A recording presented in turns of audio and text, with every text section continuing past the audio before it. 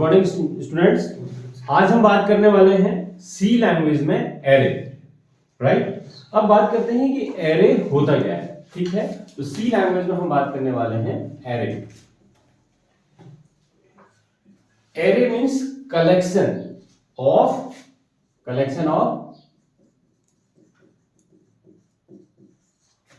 Similar objects और values. Clear? Similar object या values का कलेक्शन। लाइक अभी तक हम क्या पढ़ रहे थे, थोड़ा सा और पीछे चलते हैं। अभी तक हम पढ़ रहे थे like integer x, right. X क्या है? एक इंटीजर वैल्यू है। आप इस एक्स में एक बार में एक ही वैल्यू रख सकते हो। फिर से एग्जांपल देख लीजिए। x इक्वल टू आपने 10 रखा तो x की वैल्यू क्या हो गई? 10 हो गई। लेटर ऑन सपोज आप x की इक्वल टू वैल्यू 20 करते हो तो ये क्या होगा? ये इसको रिप्लेस कर देगा। सपोज x इक्वल टू आप 30 करते हो तो ये इसको रिप्लेस कर देगा। सपोज आपने x equal to x plus 50 कर दिया, मान लेते हैं x प्लस 50, तो इट विल बी, हाँ ये क्या हो जाएगा? 80, तो इसकी वैल्यू हो जाएगी 80। तो दैट मींस अगर आप x की ओल्ड वैल्यू जानना चाहोगे तो नहीं मिलेगी। x में क्या होगा? लेटेस्ट वैल्यू ही स्टोर करेगा, ठीक। ये एक ऑर्डिनरी वेरिएबल जो अभी तक हम पढ़ रहे थे, राइट। अब हम बात कर रहे हैं कि एरे क्या है? कलेक्शन ऑफ सिमिलर ऑब्जेक्ट्स और वैल्यूज। तो 80 क्या है? वैल्यू है, यानी कलेक्शन ऑफ सिमिलर वैल्यूज, यानी एक ही वेरिएबल में मल्टीपल वैल्यूज को रखने के लिए आप एरे का इस्तेमाल कर सकते हो। सिंटैक्स कैसे आप एरे बनाओगे? देखो सिंटैक्स क्या है। सबसे पहले लिखोगे आप, क्या करोगे? Type means data type, int type. फिर आ जाएगा, क्या आ जाएगा? वेरिएबल। फिर वेरिएबल में आप स्क्वायर ब्रैकेट के अंदर उसका लिखोगे साइज। क्या लिखोगे? And size. आप इस तरीके से कोई भी एक एरे वेरिएबल क्रिएट करोगे। अभी क्रिएट करा है, वैल्यू नहीं रखी है। अब मैं आपको दिखाता हूं। अब मैंने क्या करा, जैसे मैंने बोला इंटीजर सपोज a। अब a अभी तक तो ऑर्डिनरी वेरिएबल है, अब मैंने क्या कर दिया इसके अंदर, देखो 5। इसका मतलब क्या हो गया कि पहली चीज तो यह है कि इंटीजर a ऑफ 5 का मतलब इसको अब a ऑर्डिनरी वेरिएबल नहीं है, ये एरे वेरिएबल है। और इस 5 का मतलब ये हो गया कि a can contain 5 integer values at a time. एक ही बार में a जो है 5 इंटीजर वैल्यूज, और यहां एरे के अगर रिस्पेक्ट में बोलोगे तो 5 एलिमेंट्स हम उसको बोलेंगे, ठीक है। तो आप इसको भी करेक्ट कर सकते हो, ऑब्जेक्ट्स और वैल्यूज ऑब्लिक इसको एलिमेंट्स बोल सकते हैं आप। क्लियर हो गया? तो अब देखो, अगर आप सपोज एक वेरिएबल बनाते हो, अभी तक बना रहे थे इंटीजर x, तो ये क्या होता है कि x के लिए एक 2 बाइट्स का मेमोरी स्पेस बन जा रहा था। इसका क्या हो जाएगा? अब क्या बनेगा? जो एक a बनेगा, इसके लिए क्या बनेगा? 5 बॉक्सेस बनाएंगे एंड 5 सेल्स क्रिएट हो जाएंगे, या इसको आप 5 सबस्क्रिप्ट भी बोलते हो, ठीक है। यानी 1 2 3 4 5 and each cell will occupy 2 bytes of the RAM.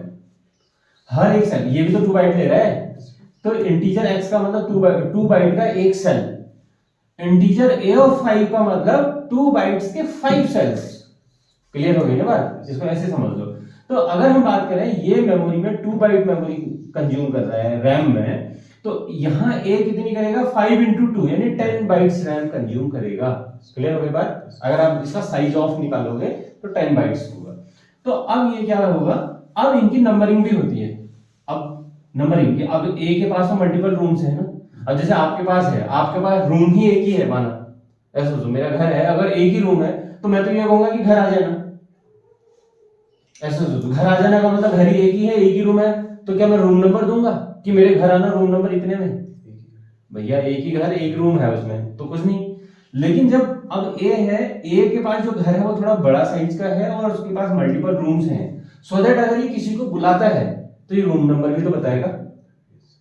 इसको कॉमनली आप सोचो, तो room number is will start from the 0 1 2 3 4 2 कहां गया? 0 1 2 3 एंड 4। तो these room numbers are known as index number, right? इनको आप बोलते हो, क्या बोलते हो? Index number. ये आगे जाके बिल्कुल यूज होने वाला है। इंडेक्स नंबर इंपॉर्टेंट है। तो ये समझ लो कि ए के जो रूम नंबर्स हैं उनको हम कहते हैं index number, and elements can be filled और इन्वोक्ड और रिट्रीव्ड, यानी इसमें भर सकते हो या इनमें से निकाल सकते हो इंडेक्स नंबर की ही हेल्प से, अदरवाइज नहीं।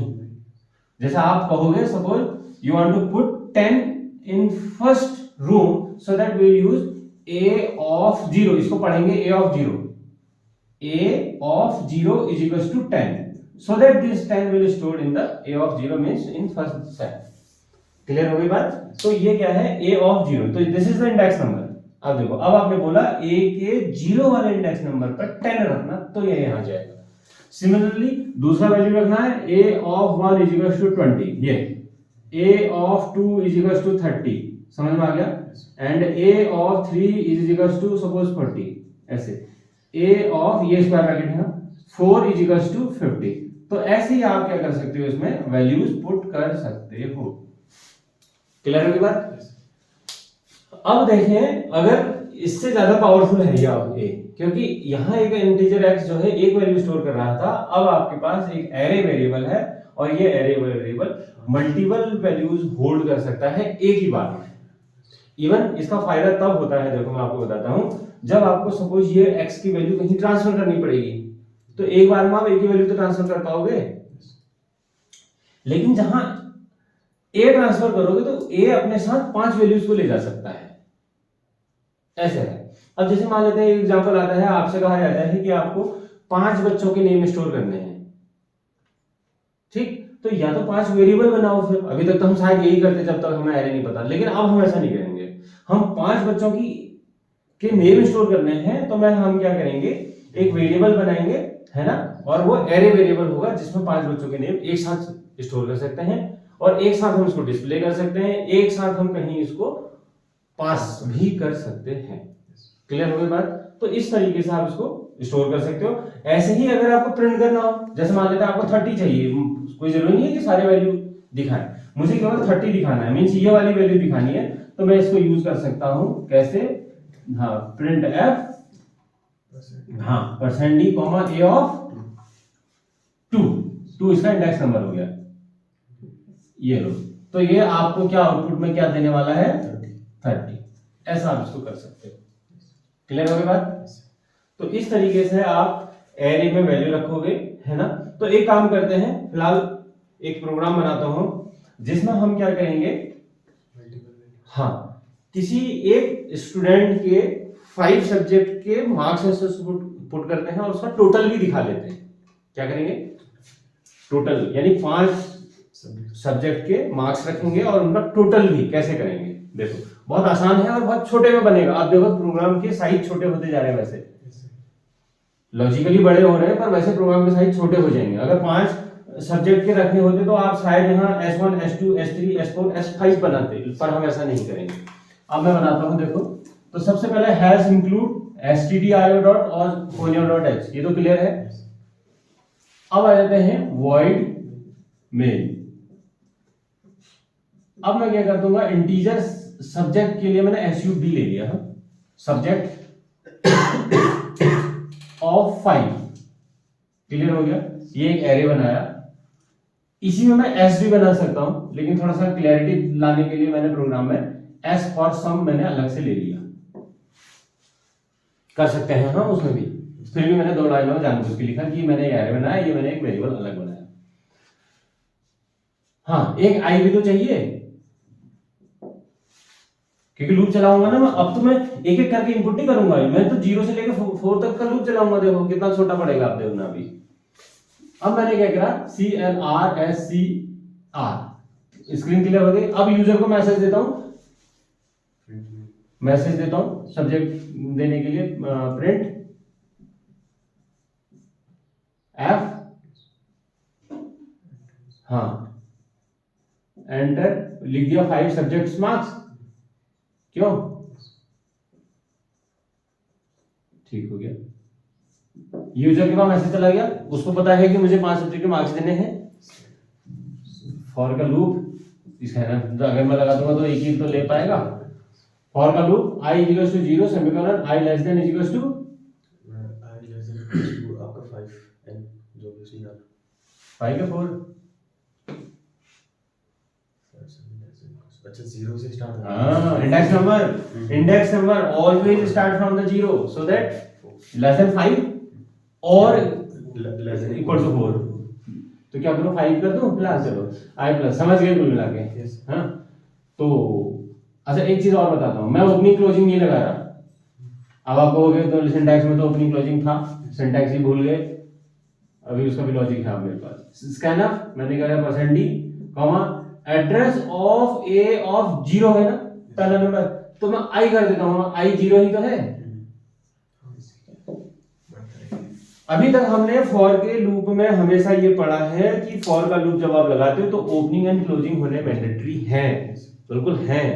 लेकिन वो मैंडेटरी तब है जब आपके पास फॉर के पास या किसी भी लूप के पास या कंडीशनल स्टेटमेंट के पास मल्टीपल स्टेटमेंट्स होते हैं, तब ओपनिंग और क्लोजिंग मैंडेटरी है।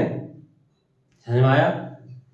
क्योंकि ओपनिंग क्लोजिंग मैंने आपको बताया था कि ओपनिंग क्लोजिंग कंपाइलर को ये बताते हैं कि इसका वर्क एरिया यहां से यहां तक है। पर मेरे पास अगर आप ओपनिंग क्लोजिंग नहीं लगाते हो, मान लो भूल गए, माना मैं भूल ही गया, तो बाय डिफॉल्ट कंपाइलर क्या करता है, जस्ट उसके बाद के स्टेटमेंट को ही एज ए पार्ट ऑफ मानेगा। और मेरे पास है ही एक, और जब कंपाइलर बिना लगाए भी उसी को मानता है तो क्यों लगाओ? बात समझ आ गई? क्लियर हो गई ना बात? तो ये मत समझना कि इन्होंने ओपनिंग क्लोजिंग भूल गए हैं। अगर हम भूल भी जाते हैं तो भी वो एक ही स्टेटमेंट को लेता है और मुझे करना ही एक ही स्टेटमेंट है, तो क्यों लगाऊं? क्लियर हो गई ना बात? ओके, तो ये क्या करेगा, एंटर 5 सब्जेक्ट मार्क्स, तो यूजर क्या करेगा 5 सब्जेक्ट के मार्क्स देगा और a ऑफ 0 से लेके a ऑफ 4 तक ये लूप जाएगा। तो 0 1 2 3 4 में पांचों सब्जेक्ट के मार्क्स आ गए। ठीक, अब 5 सब्जेक्ट के मार्क्स क्या दिए हैं वो दिखा लेते हैं। हाँ, फिर से मैंने क्या कर दिया, फॉर का लूप लगाना पड़ेगा, i इक्वल्स टू 0 सेमीकोलन, ये तो भरे थे ना, अब वापस लाना है हमको, i equals to less than 5 semicolon i plus plus, है ना? अच्छा हाँ, एक मैसेज, सॉरी यहाँ पर एक मैसेज दे दो, 5 सब्जेक्ट्स मार्क्स आर, वो आ जाएगा। हाँ, तो यहाँ पर एक मैसेज दे देता हूँ, यहाँ पर प्रिंट एफ बैकस्लैश n, है ना, 5 सब्जेक्ट्स मार्क्स आर, ठीक, यहां पर भी बैकस्लैश n दे दो, जो कि खुद ही नई लाइन में आ जाए, वहां 2 लाइन का गैप आ जाएगा, अभी मैं वहां भी बैकस्लैश n लगाऊंगा, तो प्रिंट एफ हो जाएगा बैकस्लैश n मींस नई लाइन में कॉमा a ऑफ, ए तो था ही नहीं हमारा, ए नहीं था, सब सब्जेक्ट था, सब सब्जेक्ट ऑफ आई। अच्छा, इसमें ओपनिंग क्लोजिंग लगा रहा हूं मैं, क्यों लगा रहा हूं, क्योंकि मैं 2 स्टेटमेंट देने वाला हूं। अभी क्यों दे रहा हूं अभी दिखाता हूं। देखो इसने क्या किया, पहले सब्जेक्ट का मार्क्स यानी a ऑफ i के मार्क्स आ गए, लेकिन मैं उसको सम भी कर देता हूं, sum is equals to sum plus a of i भी कर लेता हूं फिर मैं ना, ये दो वो हो गया, आप देखो ना 2 स्टेटमेंट हो गए फॉर के लिए। मैंने इसको क्या बोला, मैंने कहा कि नई लाइन में सब्जेक्ट ऑफ 0 दिखाए, साथ ही साथ क्या करे, सब्जेक्ट ऑफ 0 को सम भी कर दे। तो इसकी इनिशियल वैल्यू तो 0 देनी पड़ेगी। अच्छा ठीक, फिर ये वापस जाएगा, ये इसकी वैल्यू 1 हो जाएगी, सब्जेक्ट ऑफ 1 को दिखाएगा और साथ ही साथ क्या करेगा, सब्जेक्ट ऑफ 1 को सम भी कर देगा।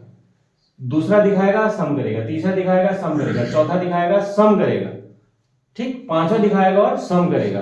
अब फाइनली लूप फेल हो गया होगा, तो यहां पर मैं क्या कर देता हूं, सम ऑफ या टोटल मार्क्स कर सकता हूं, तो मैंने यहां पर कर दिया print f backslash n total marks is equals two percent d comma s, ये लो, ठीक, तो ये हो जाएगा। फिर यहां पर आ जाएगा गेट ch और वाइड मेन का क्लोजिंग हो गया।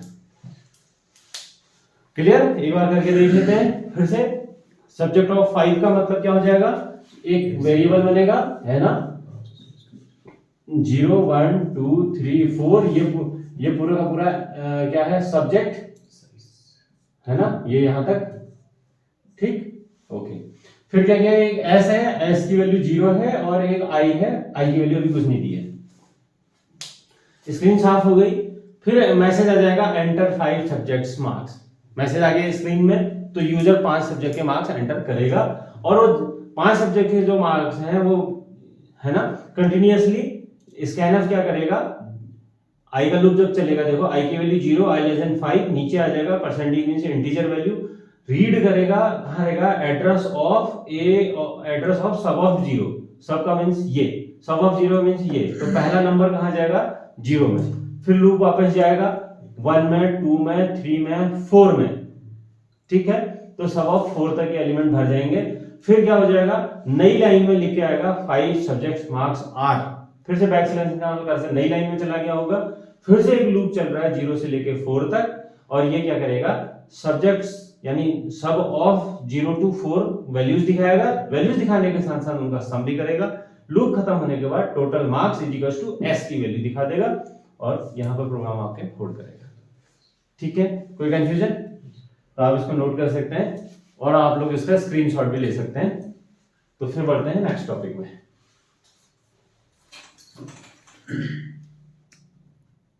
हाँ, अब हम बात करते हैं कि सी लैंग्वेज में हम नेम कैसे स्टोर करेंगे।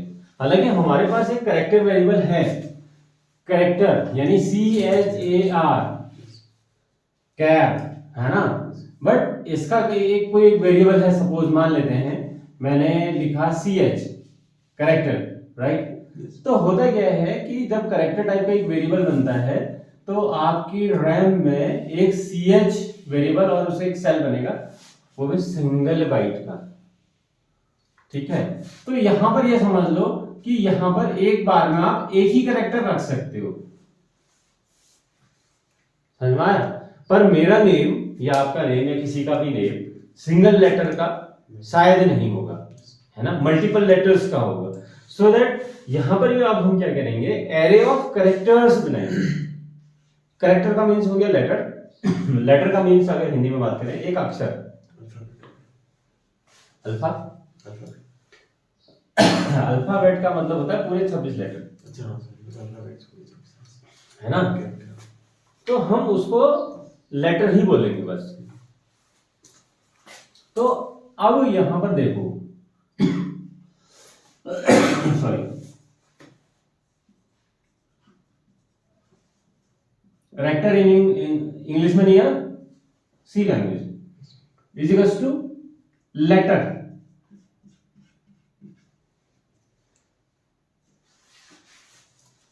इंग्लिश में, ठीक है।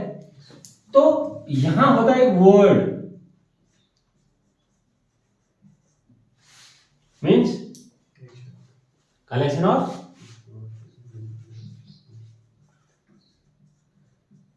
लेटर्स। अरे हाँ तो बोल दो, होता है। तो यहां क्या होगा,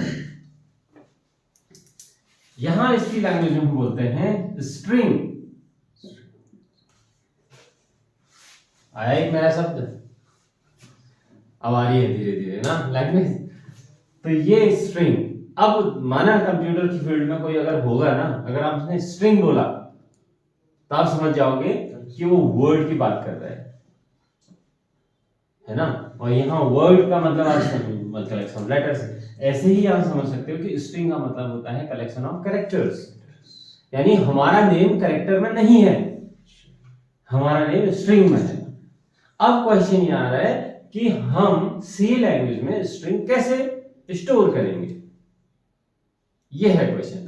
समझ में आ गया, बात समझ में आ गई। तो अब बात करते हैं हम क्या, अब स्ट्रिंग का हमारे पास डेटा टाइप ही नहीं है। फिर आप ये समझो, स्ट्रिंग का तो डेटा है, जावा अगर पढ़ रहे होते तो जावा में हमारे पास सीधे सीधे स्ट्रिंग डेटा टाइप है। अगर आप स्ट्रिंग का एक वेरिएबल, स्ट्रिंग नाम ही वहां स्ट्रिंग है डेटा टाइप का, तो स्ट्रिंग का अगर आपने वेरिएबल सपोज बनाया, सपोज एस मान लो थोड़ी देर, तो एस में आप जो मर्जी जितना कैरेक्टर उतना भर सकते थे, अनलिमिटेड कैरेक्टर्स स्टोर कर सकते थे, ऐसा सोचो थोड़ी देर के लिए। यानी आप अपना नाम रख सकते थे, अपना एड्रेस रख सकते थे। पर सी लैंग्वेज स्ट्रिंग को सपोर्ट नहीं करता है। अब हमें क्या करना पड़ेगा यानी एरे ऑफ कैरेक्टर से ही काम चलाना पड़ेगा। यहां तक क्लियर हो गया? आगे बढ़ते हैं। तो अब आपको नेम स्टोर करना है, तो हम क्या कर सकते हैं, character N A is equal to, मैंने रखा सपोज 10 कैरेक्टर्स रख लेता हूं ये। तो इससे अब ये समझ लीजिए कि ये एन ए जो है हमारा नाम स्टोर कर सकता है मैक्सिमम लेंथ ऑफ 10 कैरेक्टर्स। अगर आपका नाम 10 लेटर से ज्यादा है तो आप नहीं कर पाओगे, साइज बढ़ाना पड़ेगा। अगर आपको लगता है कि मेरा नाम या किसी स्टूडेंट का नाम 10 कैरेक्टर मैक्सिमम है, तब तो ठीक है। आपको लगता नहीं किसी का तो राजा राम मोहन राय टाइप का नाम हो जाए मान लो, तो आप इसको क्या कर सकते हो, आप इसको 20 कर सकते हो। ये है, आपको लगता है नहीं 20 कैरेक्टर तक ही होगा, इससे ज्यादा तो किसी लंबा नाम शायद ही होगा या नहीं होगा, तो आप ऐसा रखोगे। क्लियर हो गया बात? अब एक क्वेश्चन बन रहा है फिर से, आपको क्या करना है, अपना नेम इनपुट करना है और डिस्प्ले करना है। तो हैश इंक्लूड वॉइड में एरे भी बन गया अब। तो अब यहां पर हम क्या करते हैं, प्रिंट एफ बैकस्लैश एन में मैंने एक मैसेज दे दिया, बैकस्लैश एन में मैंने एक मैसेज दे दिया, इनपुट योर नेम सपोज, ये देखो इनपुट योर नेम। अब स्कैनर परसेंट एस स्ट्रिंग में, हाँ लिखा होगा मैंने बहुत पहले, कॉमा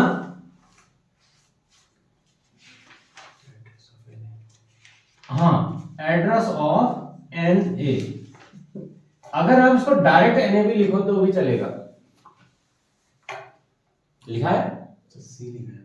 सी तो कैरेक्टर के लिए है, मल्टीपल कैरेक्टर्स नहीं लिखा है, चलो कोई बात नहीं। तो ये परसेंट एस जो है मल्टीपल कैरेक्टर्स के लिए है, एस यानी स्ट्रिंग आ गया आगे। तो अब आप क्या कर सकते हो, एन ए में जो उसने नाम लिखा, क्या नाम दिया सपोज, क्या नाम, मनीष, ठीक हो गया मनीष। अब मनीष स्टोर कैसे हुआ, यहां तो 20 लेटर्स का है। अब ध्यान देना, ये बन गया होगा 20 लेटर्स का ना, 1 2 3 4 5 6 7 8 अप टू हाँ 0 से स्टार्ट 1 2 3 4 5 अप टू 19, ये है। तो अब आप ये सोचो, जब आप नेम इनपुट कर रहे हो, नेम आपने यूजर ने दे दिया, तो नेम कैसे स्टोर हो जाएगा, इसी लेटर वाइज ही स्टोर होगा। ऐसा मत समझना कि पूरे का पूरा मनीष एक ग्रुप में 0 में आ गया, ऐसा नहीं होता। तो इस तरीके से मनीष इसमें फिट ऑन हो जाएगा। क्लियर हो गया बात? एक चीज और बताता हूं, जब आपने मनीष लिख के एंटर मारा होगा, यहां पर टैक्स लिखा और एंटर मारा, तो लास्ट कैरेक्टर यही है, इसको कैसे पता चलेगा?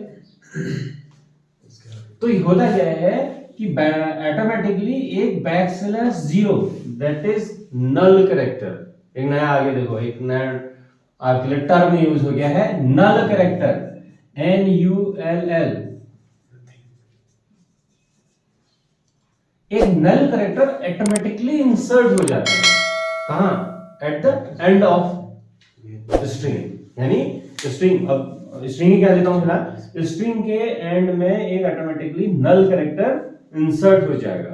इसी से आपका कंपाइलर, अब जैसे मान लेते हैं अभी प्रिंट लगाओगे ना, अभी आप प्रिंटफ लगाओगे तो आपके कंपाइलर को कैसे पता चलेगा कि मनीष यानी हमारा वैल्यू यहीं खत्म हो गया, नहीं तो वो तो यहां भी चले जाएगा, वो तो यहां भी चला जाएगा उसको रीड करने के लिए वैल्यू। पर जैसे ही backslash 0 that is null character उसको एनकाउंटर्ड मीन मिलेगा, ऐसा सोचो, तो आपका कंपाइलर क्या करेगा, इसको रीड करते हुए जाएगा। जैसे इसको बैकस्लैश 0 मिल जाएगा तो इट विल स्टॉप, है ना। तो आपको समझ में आ गया कि नल कैरेक्टर क्या करता है, यानी बता रहा है कि स्ट्रिंग इज फिनिश्ड हियर, यानी स्ट्रिंग यहां पर खत्म हो गई है, वो ये बता रहा है। इन केस आपने लिखा सपोज मनीष, क्या नाम लिखते पूरा, हाँ मनीष सिंह भाकुनी, मान लेते हैं पूरा यहां तक आ गया। अब मान लेते हैं आपने बैकस्लैश 0 मैन्युअली फीड कर दिया, तो स्पेस उससे ले लेगा, मान लेते हैं आपने पूरा लिखा है यहां पर मनीष सिंह, मैंने मैन्युअली ये जो है NA ऑफ 6 में मैन्युअली बैकस्लैश 0 डाल दिया और उसके बाद मैं प्रिंट एफ करता हूं तो भी मनीष आएगा, क्योंकि आपके कंपाइलर को बैकस्लैश 0 तो यही मिल गया। तो वो तो बैकस्लैश 0 डिनोट ही यही करता है कंपाइलर को कि स्ट्रिंग खत्म, आगे भले ही है मान लेगा खत्म। क्लियर?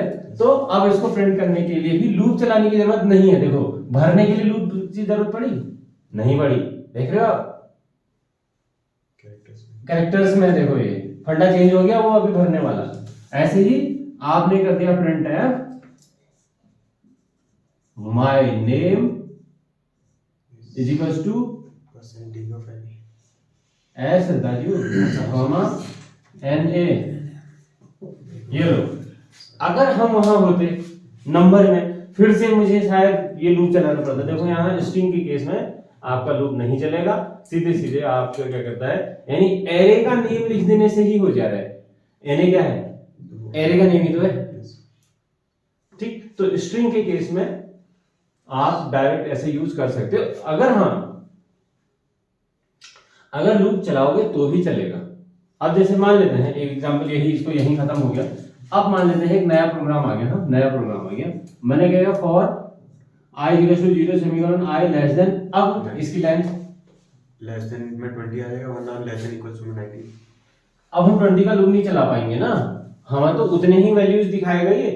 अब ये अगर आप यहाँ लूप चला दिया आपने, ये कहेगा भाई यहाँ तो एलिमेंट ही नहीं है। इसमें लेस देन क्या कहते हैं 6 आएगा या फिर लेस देन इक्वल टू 5। हाँ, तो फिलहाल मैं 6 ही कर देता हूँ सेमीकोलन i प्लस प्लस। अब एक चीज दिखाता हूँ आपको मैं, अब देखो फिर चेंज हो रहा है यहाँ पर concept. Printf backslash sorry %d। अब मैं ऐसे नहीं, अरे अब ऐसे कैसे लगा दोगे? अब तो नंबर वो अब तो सी आएगा, सी एच आएगा। हाँ तभी तो गया। अब बैकस्लैश %c आ गया, क्योंकि c का मतलब अब आप मनीष थोड़ी दिखा रहे हो, आप तो m दिखा रहे हो। तो ये भी आपको बिल्कुल प्रिपेयर रहना पड़ेगा कि मैं कर क्या रहा हूँ। तो %c और मैंने बैकस्लैश n भी नहीं दिया जानबूझ के, और कॉमा n of i। हाँ n of i। अब जाके मनीष दिखाएगा ये। तो देखो ये बेहतर है ये ऊपर वाला। अब मान लेते हैं आपको माना ये पता ही नहीं कि यूजर ने कितने लेंथ का नाम दे दिया, तब लोग कैसे चला लोगे? आप एक समस्या और है। तो उसमें ऊपर वाला जो कौन सा वाला जो आपने ये और मैं कहता हूँ नहीं मुझे कैरेक्टर बाय कैरेक्टर ही चाहिए, है ना? तो सर उसको मैन्युअली लास्ट में ये लगाना पड़ेगा ना। वो तो अभी बात क्या हुई थी कि आपका कंपाइलर जब एंटर आप मारते हो तो आपका जो ये नल कैरेक्टर है ऑटोमेटिकली इंसर्ट हो जाता है एट द एंड ऑफ ये स्ट्रिंग। और वैसे भी मैन्युअली भी कैसे लगा लोगे? आपको तो पता ही नहीं है कितना लेंथ है। मैन्युअली भी तो तब लगाओगे जब पता हो। तो आप एक कंडीशनल लूप लगाओगे कि जब तक हमें नल नहीं मिल जाता। इक्वल नल कैरेक्टर, ठीक समझ में आया? तो अब उसको दिखाने के लिए अब मान लेते हैं मुझे नहीं पता नंबर ऑफ कैरेक्टर्स कितने हैं, और अब मैं कैरेक्टर्स को भी थोड़ा एक लाइन में दिखाना चाह रहा हूं,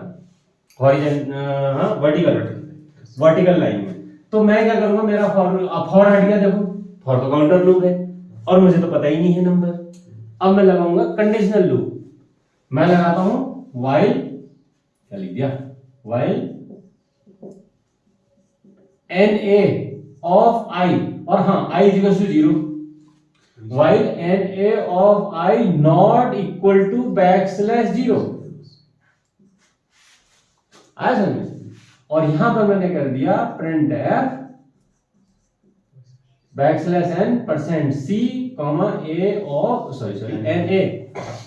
NA of i। अब देखो ये ऐसे दिखाएगा MANISH। अगर एक लाइन में तो बैकस्लैश n को डाल। हाँ फिलहाल मुझे ऐसे चाहिए थे, ऐसे। क्लियर? तो पैटर्न भी चेंज करा दिया, वो भी हो गया। अब देखो इसमें मुझे नहीं पता कि मनीष लिखा है या मनीष सिंह भाकुनी लिखा है, मुझे नहीं पता। अगर मनीष सिंह भाकुनी होता तो भी रिजल्ट पूरा आता। देखो ना, कंडीशनल लूप लगाए जब तक नल नहीं मिल जाता। नल मिलेगा उसको एंड ऑफ द नेम या एंड ऑफ द स्ट्रिंग, तो ठीक तो है। इसका मतलब ये है कि आप इस प्रोग्राम से आप ये भी काउंट करा सकते हो कि यूजर ने कितने लेटर्स दिए। कितने लेटर दिए, लूप के बाहर आप क्या कर दो, अरे हाँ एक चीज तो काम भूल गए भाई, आई प्लस प्लस भूल करना भूल गए, यहाँ पर आई प्लस प्लस भी करना, तभी तो आई की वैल्यू 0 से 1 में बढ़ेगी, ये तो भूल गए। अब इसके बाहर, लूप के बाहर यहां पर कर दो print f backslash n number of chars, यानी नंबर ऑफ कैरेक्टर्स कितने, %d, आई, आई की वैल्यू प्रिंट कर दो। आई कहां तक चला गया होगा देखो, यानी एंड ऑफ कैरेक्टर तक चला गया, वो ठीक तो है। तो आई प्रिंट कर दो, वो बता देगा कितने लेटर हैं। मनीष के लेटर ही गिन लो, अभी वो ठीक आएगा आई की वैल्यू। मनीष की वैल्यू आप देखो, ये 0 है, 1 है, 2 है, 3 है, 4 है, 5 है, और ये बैकस्लैश, ये तो नल दिखाएगा नहीं, लेकिन छठा तो है ही, दिखाएगा नहीं ना, छठा तो है ही। अब क्या होगा, na of 0 not null, so that na of 0 को दिखाएगा, मनीष प्रिंट हो गया। na of 1, na of 2, na of 3, na of 4, na of 5, na of 6, null character loop से बाहर, आई की वैल्यू 6 हो गई, यहां ध्यान देना, लूप से बाहर number of characters is equals to 6। कितने हैं मनीष में, 6 उसको इंक्लूड करके वरना उसके बिना मनीष में है 6, आउटपुट क्या आ रहा है, अच्छा हाँ मनीष में असल 6 0 से स्टार्ट में ठीक, हाँ सर ठीक, फिट है। यस ये लो, ऐसे आप टेस्ट भी कर सकते हो, तो इसको नोट कर लीजिए, आप लोग इसको जरूर एक बार घर में बनाना, है ना। इससे रिलेटेड बहुत सारे और क्वेश्चंस हैं, ठीक है। एक क्वेश्चन ये हो सकता है, जैसे मैं इसी में बता देता हूं, एक और आपको इनपुट करना है, एक क्वेश्चन नोट कर लीजिए, इसको नेक्स्ट क्लास में पढ़ेंगे फिर, ठीक है। Write a program to input any string, कोई भी स्ट्रिंग दे दो, यानी एक शब्द दे दो, माना any string and check given string